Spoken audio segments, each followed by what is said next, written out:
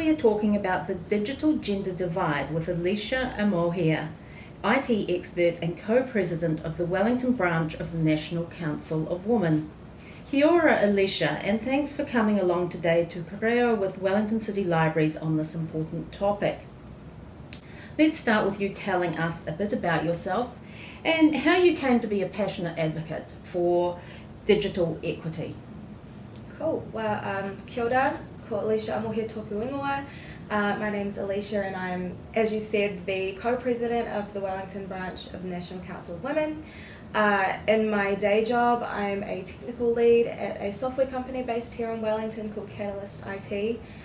So I became passionate about gender equity by being affected by gender inequity. I have been working in the tech sector for a number of years now, and I studied computer science at Victoria University of Wellington. So that was kind of my first real insight into how dominated this industry really is by men and how few women there are. So it became pretty clear while I was studying that still very much a problem, and it was easy for me to get involved and do something about it. That's great. And what led you into tech in the first place? I think I was always really interested in tech because my dad studied engineering, and I remember doing digital technologies at school. I went to Wellington East Girls College, and we had a couple of really awesome teachers there who kept drilling into us how badly we needed more women in tech. We actually went on a school trip to Silicon Valley, which was incredible. We visited Facebook and Google. Wow. And all of these museums, and it was just a completely different version of the tech sector than I'd seen kind of in media or movies or even shows like Shaw and Street, where the tech experts looked nothing like myself or my classmates.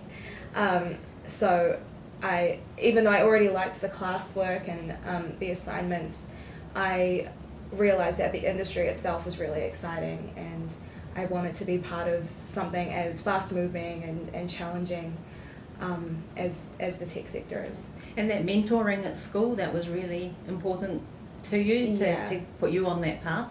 Definitely. Yeah. I often accredit so much of my journey to those teachers and some of the other mentors I've had along the way. I think it's such an important position that those teachers hold in our lives, and so credit to them too for inspiring a generation of tech people. And having those role models were important for you, and now you are becoming a role model for another generation of young women, hopefully. I hope so. Now, on a more serious side, digital divide, digital inequity, digital inequality, digital exclusion, for the benefit of those watching, are these interchangeable terms, or are there differences between how they're used and what they actually mean? So what do we mean by digital equity and digital inequality? Yeah, it's definitely worth kind of figuring out what those terms mean, because in my mind they're not completely interchangeable. So the digital divide is kind of one way of describing digital inequity. So I think it kind of traditionally refers to the gaps, the wealth gaps that might be caused by this new digital age, or knowledge gaps, or access gaps.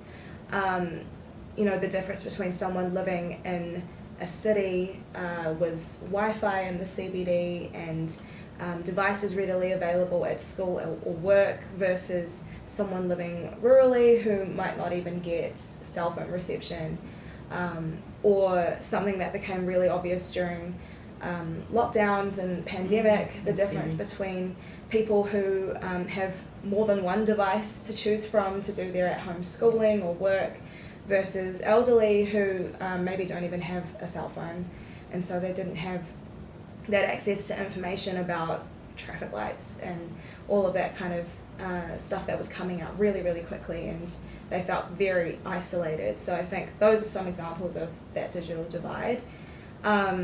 Digital inequity and digital inequality, they're often used interchangeably, but I think it is just recognizing the difference between equality being kind of equal access and opportunities versus equity being fair, or recognizing that people have different situations, different reasons for where they're at, and so they might need different solutions.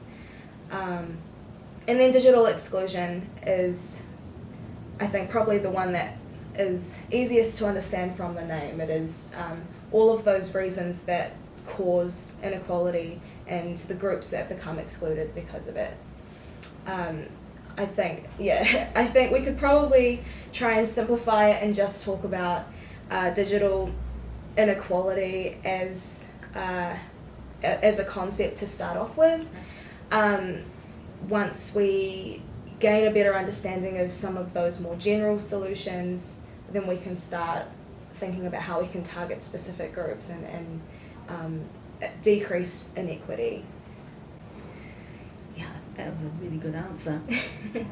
And the UN Women's theme for International Women's Day on the 8th of March is Digit-All, Innovation and Technology for Gender Equality.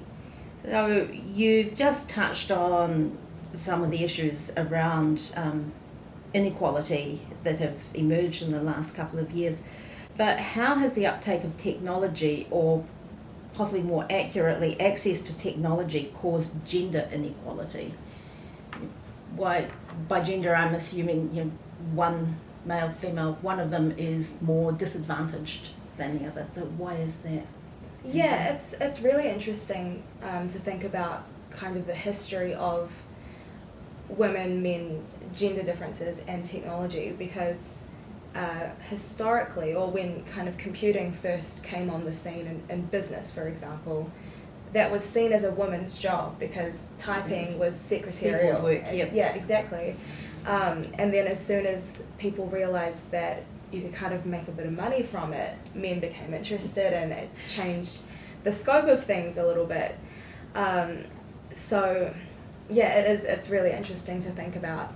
I think because it became seen as a scientific or mathematical tool, it got funneled into men's programs, school programs for boys. So from really early on, girls are taught that computing isn't for them. And so the uptake of technology has only contributed to that if there are ways to become educated about technology or computing or anything like that, they're going to be catered to men. And the very small kind of segments of that industry that are seen as suitable for women are typically design or maybe leadership or something like that, but even so, that's still definitely dominated by men. So I wouldn't say it's caused inequality, but it definitely contributes to it, and society's attitudes towards what boys and girls should do or can do just continues to uphold that. Yeah. So is it just the lack of access to the technology or the education, the encouragement into using the technology, or gender bias in education that deters women moving into or even remaining in the tech sphere? Or is there a degree of workplace bias and ingrained sexism involved in this as well? Yeah, unfortunately it's all of the above, which is why it's not been something we've been able to solve in all of the years of programming being a career option, and all of the years of tech innovation. I want to say that it's getting better, but it could just be that the social media bubbles that I'm in sound really good. Yeah. I think it definitely starts as early as education, or even as you're 3, 4, 5 years old, what kind of toys your parents are buying for you, and what kind of media they encourage you to consume, and what kind of role models you see from a really early age, into later education when you're picking your subjects for NCEA or for university. What teachers are telling you is possible based on how your what's the word, when you're doing your exams and your assignments, how your marks compare to other people's and what that might mean based on this standard scale, and then all the way through to once you've actually got the degree or you've started a job in the tech sector, how those systems and processes and people know how to work with someone who's different from them. There's a lot of work to be done, but there are some really strong pockets of people doing really cool things, and I think it's a shame that there is so much of that internalized sexism still in the tech industry once you hit the workplace, because I think people often talk about this pipeline problem. It's really hard to get girls into IT, and I think the changes that have come recently is that that's not entirely true. Girls are brilliant and have very creative and logical minds, and so they're perfectly suited for science or tech and innovation. If they're aware of the opportunity to learn more about that or to explore that, then they'll take it. They'll get the degree and they'll apply for the internships and all of that kind of thing. It then comes down to the business supporting them and giving them the tools that they need to continue learning or to be successful in whatever they're doing, to make sure that they've got adequate role models and mentorship, to make sure they're being paid fairly, to make sure their projects are funded, that their hours can be flexible around parenting or further study or whatever they're doing in their lives, because women are all of these things. There's a lot to be done, but that means that I think that businesses especially are becoming more aware of those things. So that's encouraging, but sadly history does show us, doesn't it? With Charles Babbage got the credit, but it was Ada Lovelace that did a lot of the work that got him there. Behind every man there's a really capable woman. Almost always. Thinking about Aotearoa for a minute, are there groups within the gender division more susceptible to being impacted by the digital gap? Yes, I think just like any other kind of issue, it's never as simple as women and men. There are plenty of other kind of intersectional layers to think about. In Aotearoa especially, Māori and Pacific populations are extremely disadvantaged in these kind of advancements. Typically, how do I put this in a way that Māori and Pacific populations are not given the same access or opportunities or support when it comes to study or education. Often schools where there are higher Māori and Pacific populations don't have the same resourcing, same kind of teaching capabilities, and part of that is that the industry is just moving so quickly. Teachers in all schools will struggle to keep up with the changing curriculums and how much there is to learn and to teach. But I think in particular Māori and Pacific populations will be more disadvantaged, and especially Māori women. I think the Māori women that I know working in the tech sector with me or in different spaces have always been treated differently by their peers and by the sector in general. There are still very much men in the sector who don't think that there is a gender divide or that there is any inequity at all. So some of the treatment that I've seen is pretty despicable. So there are definitely some groups who are further disadvantaged than others. And we saw, you referenced earlier the lockdown and what that meant for some families, and we saw some of this particularly it emerged out of places like South Auckland, where people are struggling to pay their rent. They haven't got room for 3 devices and an uncapped data plan for the exactly. kids to keep learning during those really tough times. So, just statistically though, the UN Women's Gender Snapshot report in 22 stated that women's exclusion from the digital world has shaved US dollars 1 trillion from the GDP of low and middle income countries, and I would count New Zealand amongst middle income country. And that's in the last decade, and in the next few years that loss is expected to grow to 1.5 trillion US dollars if nothing is done. And those are staggering figures, because that means, well, what does it mean for us as a society and our economy if we're actually effectively sidelining people who can contribute? Yeah, it means that these, internalized sexism and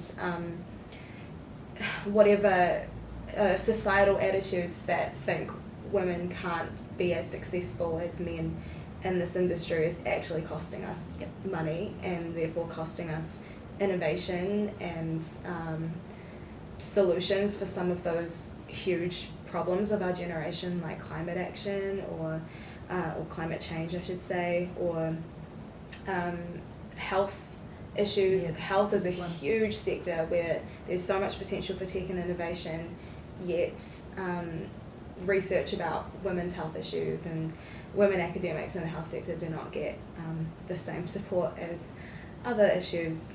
It means that we're missing out, and for what reason, I couldn't tell you. It's all based in that internalized sexism and historical lack of support for women. Wellington City Libraries offers initiatives such as Code Club for Tamariki and Rangatahi, children and young people. We run sessions assisting older people familiarise themselves with technologies such as iPads. We provide computers for the public who don't have ready access to them. What more could libraries be doing to help bridge the gap? Oh, that's really cool. I think it's awesome that libraries do so much more for their communities than people know until they go out and seek out those resources. What more could libraries do? I think that what you're doing already is pretty awesome. If there was... I can't take credit for it, but thank you. Did you say that, people can rent computers? We have computers available and free internet access, printing, all those sorts of things for people who may be marginalised but still need to put a CV together or apply for something through a government department. So many government departments are actually in the process, it seems to me, of shutting out a great deal of our population through insisting on things being online and the population not being ready to adapt to that. Yeah, that's a great example of that digital divide. I think that just more of that would be awesome, but of course that means more funding is required and more people, more library staff, librarians to provide that in-person support for people who are less comfortable with technology. It's not as simple as just handing over the device and saying, run away and do it. A lot of them need that guidance, and often I remember reading about how elderly people actually struggle to use technology because of the way the screens are constructed, and as you get older you lose moisture in your fingers or something like that, so it's actually hard for them to push buttons on a buttonless screen. So just that kind of really simple support, we need more people to be able to do that for our communities. And other things like failing eyesight as you get older, you need bigger fonts or bigger buttons, and that a lot of the technology doesn't really incorporate that, or you have to know how to manipulate it to make it what you want it to be. Aleisha, I know you're busy, so thank you for taking time out of your very busy schedule to come and talk to us today. Kia ora. Thank you for having me.